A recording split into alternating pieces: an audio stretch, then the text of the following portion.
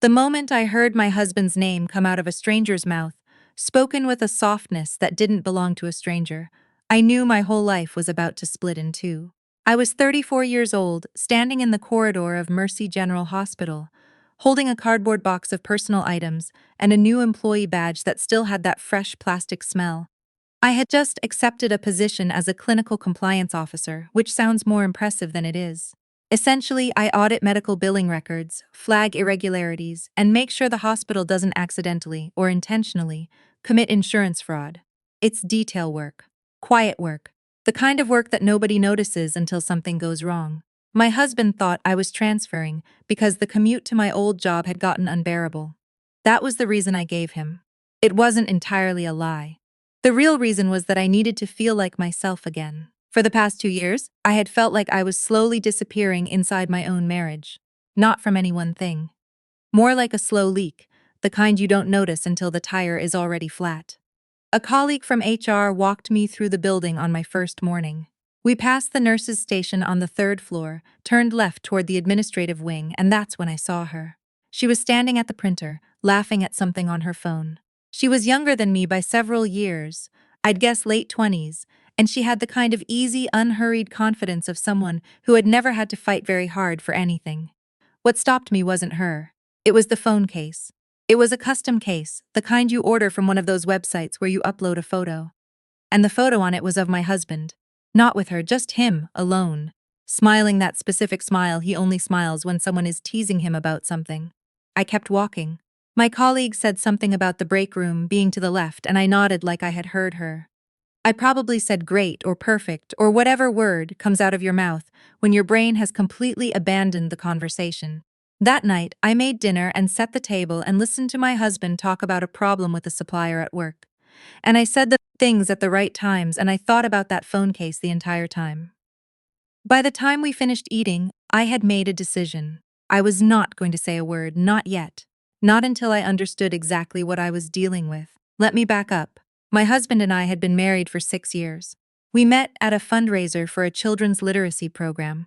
He had been dragged there by his college roommate, and I had volunteered to work the registration table because I genuinely had nothing better to do that Saturday.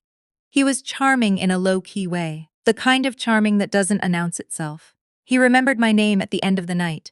He called 2 days later. We dated for 2 years before he proposed. His name is not important right now, because that is what he was. Present tense, past tense, both at the same time in those months. We had a good life, by most definitions. A house in a quiet neighborhood outside of Atlanta. 2 cars, a dog named Clifford, which was his idea, and inexplicably his favorite joke. No children yet, though we had talked about it. I had been putting it off without quite admitting to myself why. His family was another matter. His mother had never fully accepted me, though she had spent 6 years being very polite about it.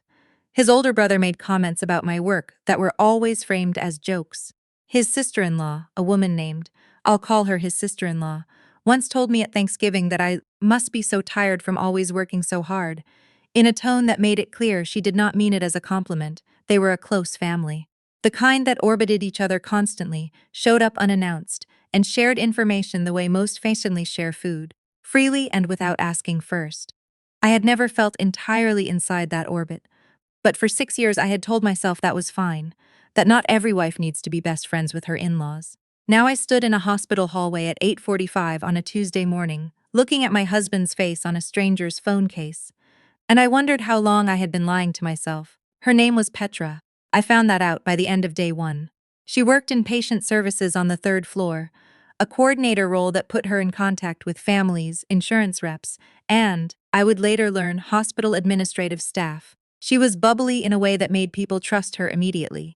The nurses liked her, the doctors tolerated her. Her supervisor had nothing but good things to say when I reviewed her file as part of routine onboarding orientation. I did not let myself stare. I did not ask anyone about her.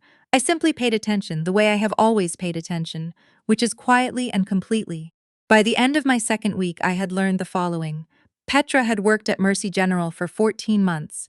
She frequently took late lunches, usually around 2 o'clock. She received personal calls on her work phone that she took in the stairwell. She had recently begun wearing a delicate gold bracelet that she touched reflexively when she was nervous or excited. which I noticed she did every single time a certain attending physician walked by. The attending physician's name was Dr. Harlan Webb. Dr. Webb was 41, well regarded in his department, and entirely irrelevant to my situation. Petra was infatuated with him, not my husband. The phone case confused me until the third week, when I finally found an angle that let me see it more clearly as she walked past me in the corridor. It wasn't my husband's face. It was a photo of a man with a similar jaw, same dark hair, a brother maybe, or a cousin, or just a coincidence. I stood there in the hallway, coffee in hand, and felt something strange wash over me. Relief, yes, but also something else, something unsettled. Because in the 2 weeks I had spent quietly watching Petra, I had started checking my husband's phone when he left it on the counter. And what I found there was not nothing. It wasn't explicit. People who are smart about it are never explicit. What I found were receipts. Not for anything dramatic. Dinner at a restaurant I didn't recognize, a hotel booking for a weekend I thought he had spent at a conference, a flower delivery to an address that was not ours and not any of his family's homes. I found a contact saved under an initial, just one letter V. I did not say anything. I took photos of the screen with my own phone, and I went to bed, and I stared at the ceiling until about 3 in the morning. When I finally got up and made myself a cup of tea, and sat at the kitchen table, and thought through the situation the way I think through irregularities at work. What do you actually know? What can you prove? What are you missing? What I knew, there was a hotel charge my husband had not mentioned. There was differ two at a restaurant he had not mentioned. There was a contact saved under a single initial. What I could not prove. Anything. What I was missing, everything that mattered. So I went back to work Monday morning, and I kept doing my job, which, as it turns out, is an exceptionally useful job to have when you suspect someone in your life of hiding financial information from you. A clinical compliance officer spends her days following money, tracking where it goes, where it doesn't go, and where someone tried to make it look like it went somewhere it didn't. I was very good at my job. The thing about hospitals is that they are large, complicated financial ecosystems. There are dozens of revenue streams, hundreds of billing codes, thousands of transactions every single day. Most people who work in them never see the full picture. They see their piece, their floor, their department, their patients. The compliance office sees everything. 2 months into my position, I flagged a small billing irregularity in the outpatient cardiac unit. It was minor, the kind of thing that happens through administrative error all the time. I logged it and moved on. But then I saw the same pattern in a different department 2 weeks later. And then again. By the time I had documented the fourth instance, I was no longer looking at clerical error. I was looking at a system. Someone at Mercy General was running a billing modification scheme, small enough that it wouldn't trigger automated alerts, consistent enough that over time it added up to a significant amount. Inflated codes, phantom procedures billed to insurance companies, and then quietly corrected before the insurance company could follow up, the correction never quite matching the original charge. It was sophisticated. It required access to multiple departments' billing systems, and it had been running, based on the dates I was tracking, for at least 3 years before I arrived. I did not tell my supervisor, not yet, because the name attached to the administrative login that kept appearing in my audit trail was recognized. It was my husband's brother. His name was Lawrence, that's what I'll call him. He worked in hospital administration at a different facility across town, but Mercy General and that facility were part of the same regional health network. Their billing systems were linked. A senior administrator with the right clearance levels could access records from any facility in the network. Lawrence had always made me uncomfortable. He was the kind of man who smiled too easily and listened too little. At family gatherings, he would hold court at the dinner table and talk about deals and opportunities in a way that never included specific details, just the impression of success, worn like a good jacket. My husband admired him. Their mother adored him. He was, as far as the family was concerned, the standard by which everything else was measured. I sat in my car in the hospital parking garage for a long time the afternoon I confirmed his name in my audit trail. Then I drove home, made dinner, and listened to my husband talk about Lawrence's newest investment opportunity. A real estate venture he was putting together with a few partners, and I thought, with a clarity that surprised me, there it is, the hotel, the flowers, the initial in my husband's phone. I did not yet know if they were connected, but I knew that I needed to be very, very careful. His mother called me the following Sunday and invited us for dinner. This was normal. What was not normal was that when we arrived, Lawrence was already there, and the dinner had the specific atmosphere of a meeting where someone is about to ask you for something. The ask came over dessert. Lawrence had a real estate LLC he was putting together. He needed investors. My husband had already agreed to contribute a portion of our savings, a number that made me set down my fork very carefully on the edge of my plate.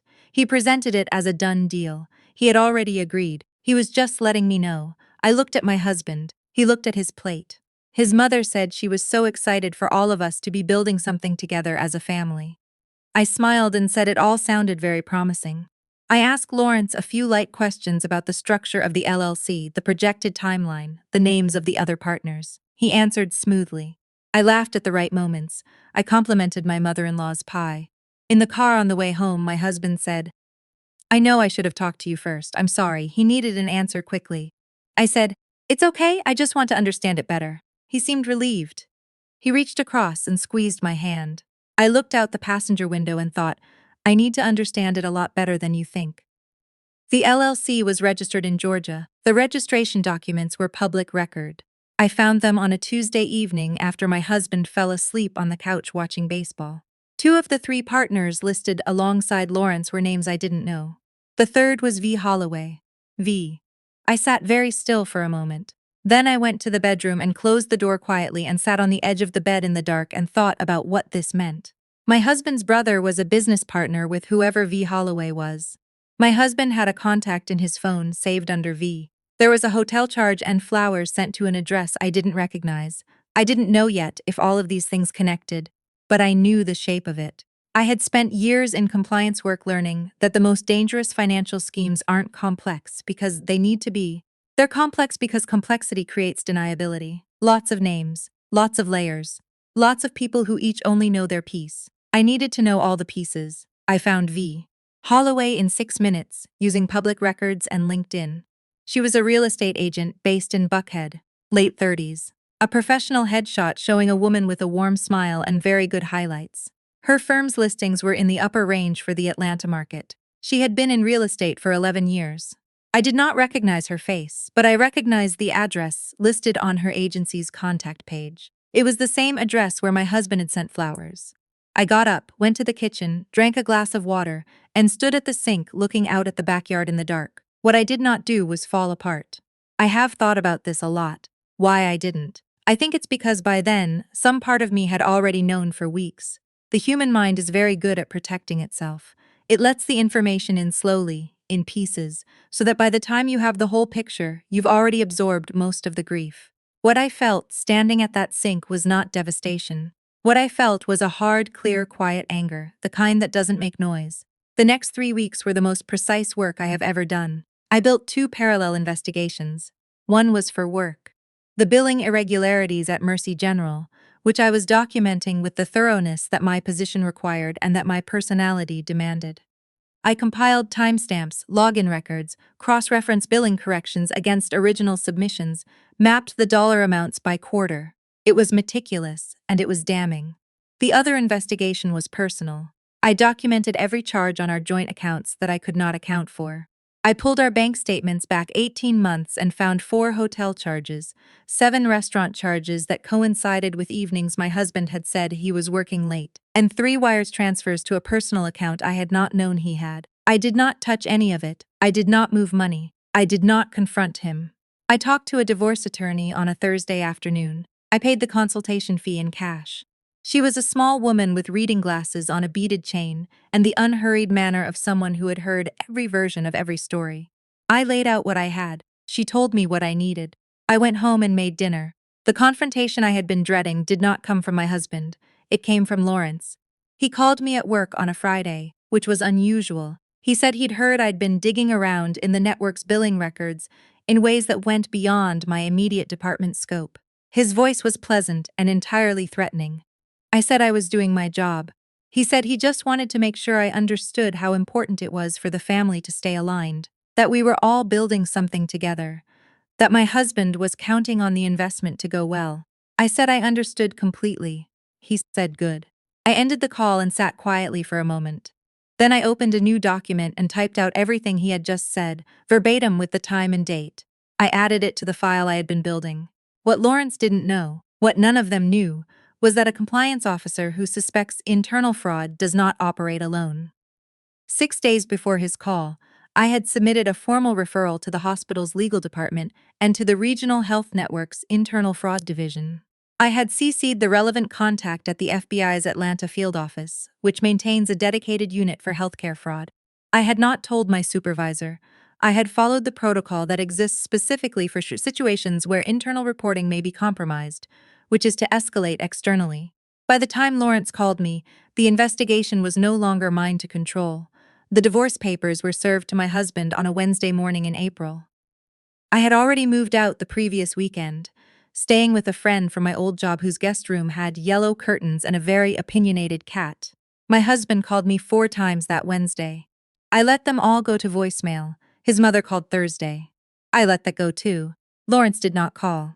By that point, Lawrence had been informed by his employer that his network access had been suspended pending an investigation. His attorney had made contact with the federal fraud unit. The other partners in the LLC, including V.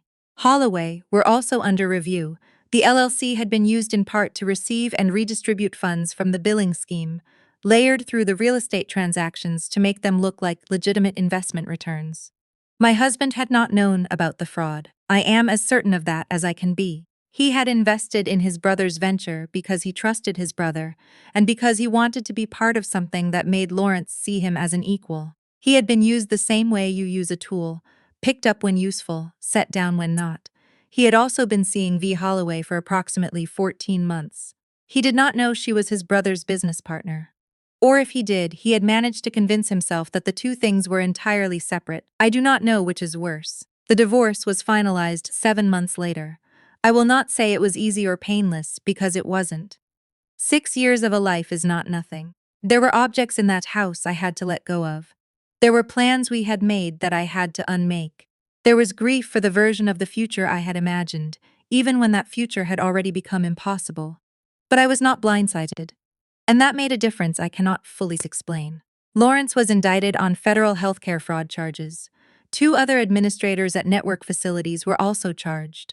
The billing scheme had run for 4 years and had extracted, in total, just over $2 million from insurance companies, costs that were ultimately passed back to patients and policyholders. V. Holloway's real estate license was suspended pending the financial investigation. Her attorney is arguing that she did not know the full scope of what the LLC was being used for. That argument is ongoing. My husband had his investment returned to our joint account as part of the divorce settlement, minus legal fees, the full accounting of which I had provided to my attorney in a spreadsheet that was, if I say so myself, extremely well organized. People ask me sometimes, friends mostly and once my own mother, how I kept it together. How I kept going to work and making dinner and sitting across the table from someone I knew was lying, without showing it. I tell them the truth, which is that I had done harder things. What I mean, though I don't always say it this way, is that I had spent 2 years slowly disappearing inside my own life, and the discovery, as awful as it was, had the unexpected effect of returning me to myself. Suddenly, I was not a woman waiting to feel like herself again. I was a woman with a problem and a skill set and a plan. There is something clarifying about that, I won't pretend otherwise. My dog Clifford lives with me now. He was not technically my. The name was my husband's joke, the leash and food and vet bills were mine, so the math on that one wasn't complicated. He sleeps at the foot of my bed and occasionally sits on my feet while I work, which I have decided is his way of helping. I have a corner office at Mercy General now. It has a window that faces the parking garage, which is not exactly inspiring, but in the early morning before the day gets loud, the light comes through at a certain angle that I have come to look forward to. I am building something, though not the kind Lawrence meant when he used that word. I am building a life that belongs entirely to me, and I cannot tell you what that is worth, except to say that it is worth more than I would have known to ask for.